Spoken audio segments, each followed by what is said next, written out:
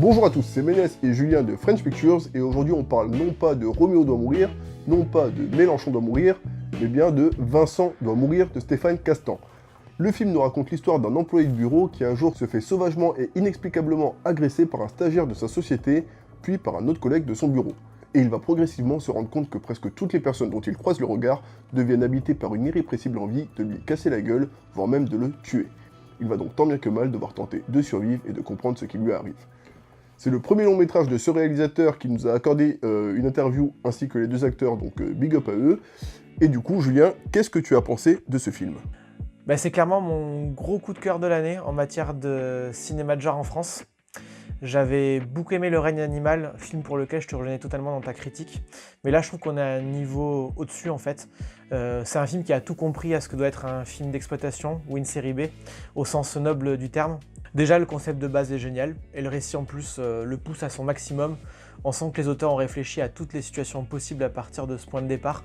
C'est vraiment généreux dans les péripéties, impossible de s'ennuyer. Il y a des rebondissements en permanence, c'est très difficile de savoir comment ça va se terminer. Bref, narrativement, pour moi, c'est un sans faute. Et ce qui a vraiment de bien aussi, c'est qu'on n'est pas dans un film à message, un film qui cherche à donner des leçons de morale ou à dire une certaine vérité en fait. Ça cherche avant tout à procurer un vrai plaisir de cinéma en racontant une histoire surréaliste. Et la réflexion en fait, elle vient dans un second temps. J'ai pas de message à délivrer. Je pense pas que le cinéma soit là pour délivrer un message, pour dire où est le bien et où est le mal. Là-dessus, je pense qu'il y a des religions et ce genre de choses pour délivrer des messages. Ce qui m'intéressait, c'était finalement qu'est-ce qu'on pouvait...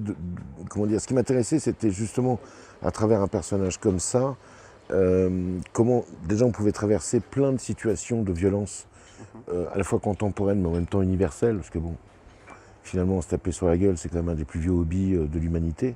Et moi, j'aime bien justement qu'il n'y ait pas de réponse, qu'il y ait des moments de creux, pour que l'imaginaire des spectatrices et des spectateurs se fassent aussi leur propre chemin là-dedans. Quand le film s'est lancé, j'ai très rapidement pensé au troisième volet de la saga John Wick, où je sais pas si vous l'avez vu, mais sa tête elle est mise à prix, et en gros le concept du film il est simple, il avance de 3 mètres, il se fait attaquer par des mercenaires, il les tabasse, il avance de 3 mètres, il recommence l'opération. Et là, dans un premier temps, c'est un peu la même idée, au petit détail qu'il ne se fait pas attaquer par des mercenaires, mais par des gens absolument lambda. Des employés de bureau, des postiers, des enfants, des femmes au volant, et j'en passe.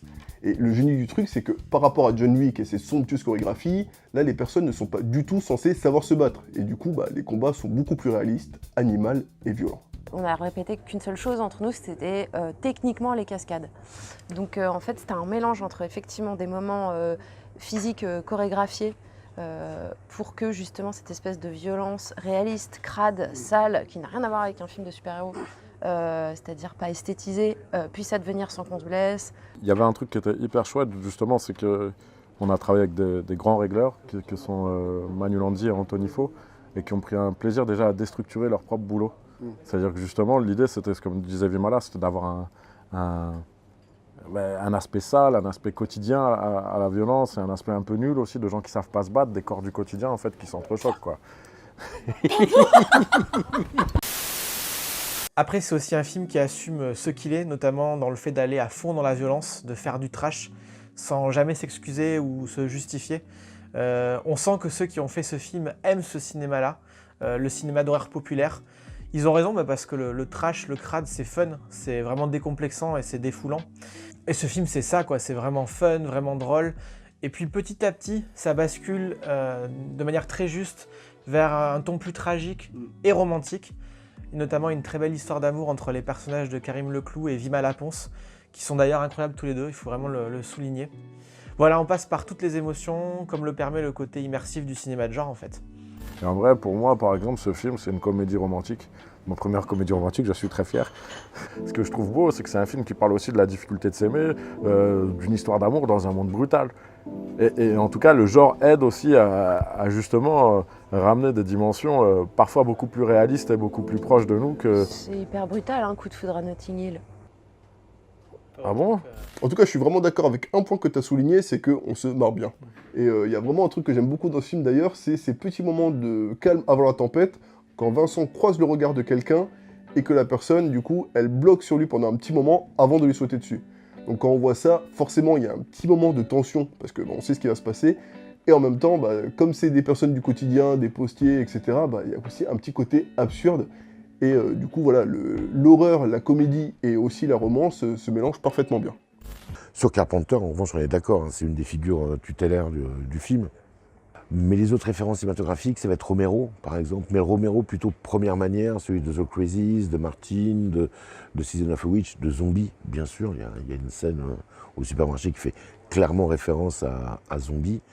Et puis aussi d'autres réalisateurs moins genre, comme Buñuel, et aussi des films burlesques. Enfin, moi j'avais envie, j'en avais parlé avec Karim, que moi j'avais envie qu'il ait le parcours un peu d'un héros burlesque. Et je trouve que Karim, je trouve que c'est un des acteurs parmi les plus passionnants du moment, mais il a aussi quelque chose des grands burlesques, quoi. C'est-à-dire un acteur qui fait avec son corps et en même temps avec un visage impassible, un peu à la manière d'un Buster Keaton. Donc effectivement, il y a vraiment une volonté de décloisonner les genres, et je trouve ça très réussi dans le film. Ça participe un peu au bon esprit de l'ensemble. C'est aussi un film qui prend le pouls de son époque, je trouve, qui capte notamment l'agressivité ambiante, les tensions entre les gens, que l'on perçoit à notre échelle, mais aussi dans un niveau plus global, avec le retour des grands conflits internationaux.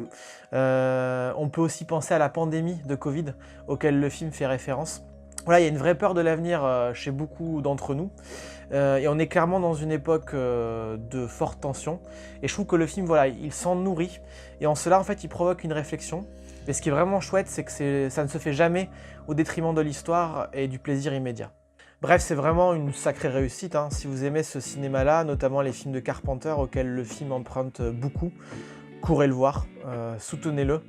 Moi, je trouve qu'il en faut plus des films comme ça en France. Et à ce propos, on a demandé aux acteurs et aux réalisateurs quel rapport ils entretenaient avec le cinéma de genre, vu qu'ils ont tous œuvré pour ce style de film à un moment donné.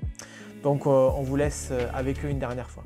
Le cinéma de genre, pour moi, c'est vraiment un cinéma qui, par le fait qu'il y a dans un endroit réel, enfin, quand tu as un cadre réaliste, d'un coup tu as l'éruption du fantastique qui arrive, je trouve que ça propose un décalage qui permet de réfléchir à ce qui nous arrive quotidiennement de manière métaphorique, et en même temps ça reste très ludique, et ça propose aussi un espèce d'entrechoquement entre plein de niveaux de lecture très différents, et c'est pour moi une rencontre entre le philosophique et le populaire. Moi, en vrai, je trouve que c'est surtout la possibilité de raconter des histoires et d'avoir justement un recul aussi. Et le genre permet d'aller dans des terrains de jeu et de mélanger. Par exemple, dans le film de Vincent, ce que j'aime, c'est le mélange des genres.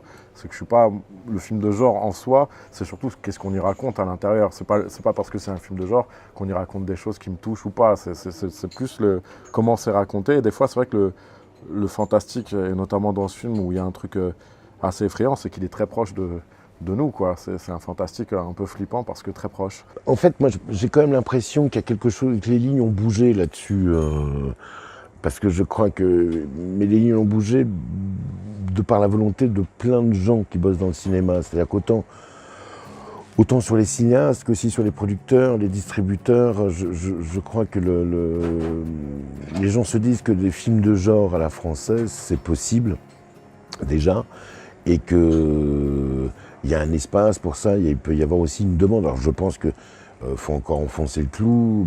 Moi après, encore une fois, je m'inscris pas dans un mouvement ou dans un... je pense qu'il y a une... Oui, enfin, là, on voit bien à la rentrée, il y a eu le film de Juste, Philippot, il y a eu le film de Thomas Caillet.